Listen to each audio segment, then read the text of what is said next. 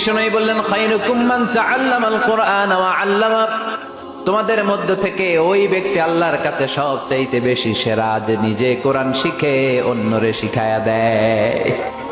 আপনি কোরআন শিখলে আপনি সেরা, আবার আপনি যদি শিখায়া দেন তবেও আপনি সেরা।